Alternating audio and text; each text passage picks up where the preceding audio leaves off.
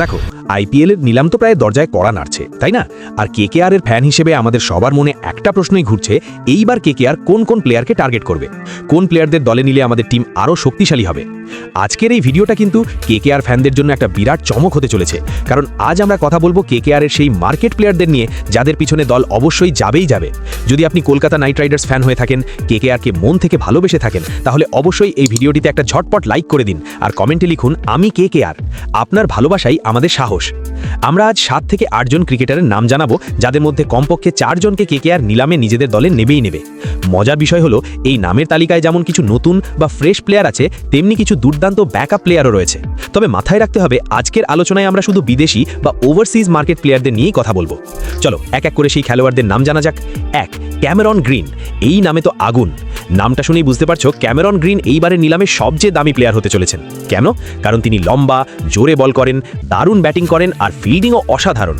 তিনি মাঠে থাকা মানেই দলের শক্তি দ্বিগুণ বেড়ে যাওয়া। কিন্তু একটা সমস্যা আছে, যদি চেন্নাই সুপার কিংস, যাদের পার্স ভ্যালু এই মুহূর্তে দ্বিতীয় সর্বোচ্চ, তারা যদি 25 কোটি টাকার ওপরে গিয়ে গ্রিনকে নিয়ে নেয়, তাহলে কেকেআরের জন্য ব্যাপারটা কঠিন হয়ে যাবে, কারণ তখন কেকেআরকে অন্য খেলোয়াড়দের দিকে ঝুঁকতে হবে। তবে কেকেআরের টার্গেট লিস্টে গ্রিন আছেন, আর যদি সুযোগ মেলে কেকেআর তাকে ছাড়বে না। 2. জনি বেয়ারস্টো, ইডেনের পুরনো দুশ্মন, এবার বন্ধু হবে। এই লিস্টের 3 নম্বর নামটা হলো জনি বেয়ারস্টো, কিন্তু আমরা তাকে নিয়েই আগে কথা বলবো। জনি বেয়ারস্টোর জন্য কেকেআর নিশ্চিতভাবে ঝাঁপাবে।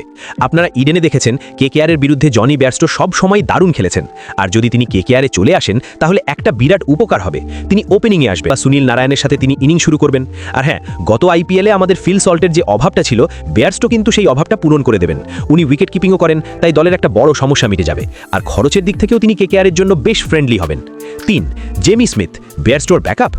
এরপর আসি জেমি স্মিথের কথায়। উনি একজন ইংল্যান্ডের তরুণ ক্রিকেটার, অনেকেই হয়তো ওনাকে সেভাবে খেলতে দেখেননি।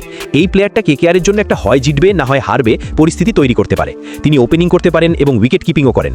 তবে সত্যি বলতে কি, কেকেআরের প্রাথমিক পছন্দ কিন্তু জেমি স্মিথ নন, তিনি হচ্ছেন আসলে জনি বেয়ারস্টোর ব্যাকআপ। মানে যদি বেয়ারস্টোকে না পাওয়া যায়, তবেই কেকেআর এই তরুণ প্লেয়ারকে দলে নেওয়ার কথা ভাববে। ব্যাকআপ হিসেবে কিন্তু দারুণ অপশন হতে পারেন। 4. মাথিসা পথিরানা। নামটা শুনেই হয়তো অনেকে চমকে যাবেন। আপনারা জানেন, একজন দল তাকে বাদ দিয়েছে কারণ তাদের মনে হয়েছে তিনি নাকি খুব বেশি দামি। কি বলছেন মশাই?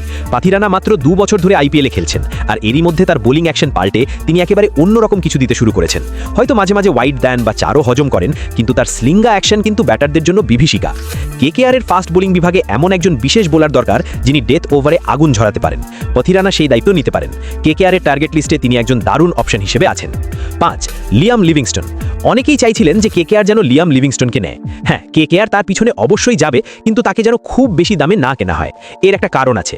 আমাদের দলে এখন আন্দ্রে রাসেল আছেন, আর রভম্যান পাওয়েল এখন দারুণ ফর্মে আছেন। পাওয়েল একজন চমৎকার পাওয়ার হিটার, ফলে মাঝের ওভারগুলোতে পাওয়ার হিটিংয়ের জন্য পাওয়েলকে পেয়ে গেলে লিভিংস্টন হয়তো বেঞ্চে বসতে পারেন, অথবা প্রথম দিকের কিছু ম্যাচে সুযোগ পেতে পারেন। গতবার একটা ম্যাচে ভালো খেলেছিলেন বটে, কিন্তু তারপর তার লঙ্কাও ডুবে গেছিল, তাই তিনি একটা ওকে অপশন হিসেবে থাকবেন। 6. জেরাল্ড কোয়েৎসি। এই দক্ষিণ আফ্রিকান প্লেয়ারটি কেকেআরের জন্য আরেকজন ব্যাকআপ প্লেয়ার হতে পারেন। তাকে সরাসরি আন্দ্রে রাসেলের সাথে তুলনা করাটা ভুল হবে, তবে তাকে আমরা একজন বোলিং অলরাউন্ডার বলতে পারি। তার বোলিংয়ে ভালো গতি আছে এবং তিনিও প্রয়োজনে 2-4টে বড় শট মারতে পারেন। তাকে ঠিক লিপ্পেবাজ বা জোরে হিটার বলা চলে না, কিন্তু যদি তিনি একবার চলেন, তাহলে কেল্লা ফতে। তাকে অনেকটা প্যাট কামিন্সের মতো বলা যেতে পারে। বল হাতেও কার্যকর, ব্যাট হাতেও চমক দিতে পারেন। 7. রচিন রবীন্দ্র। আজকের লিস্টের একদম শেষ নামটা হলো রচিন রবীন্দ্র। আপনারা জানেন তিনি একজন অসাধারণ অলরাউন্ডার। যদি কেকেআর উইকেট কিপিংয়ের জন্য অঙ্কুশ রঘুবংশীর মতো কোনো দেশি প্লেয়ারের দিকে যায়, তাহলে ওপেনিংয়ের জন্য রচিন রবীন্দ্র একটা দারুণ বিকল্প হতে পারেন। তিনি একজন ভালো ব্যাটসম্যান তো বটেই, তার সবচেয়ে বড় প্লাস পয়েন্ট হলো তিনি বাঁহাতি স্পিনার। কেকেআরের দলে এখন বাঁহাতি স্পিনার হাতে গোনা, বলতে গেলে শুধু অনুকূল রয়ই আছেন।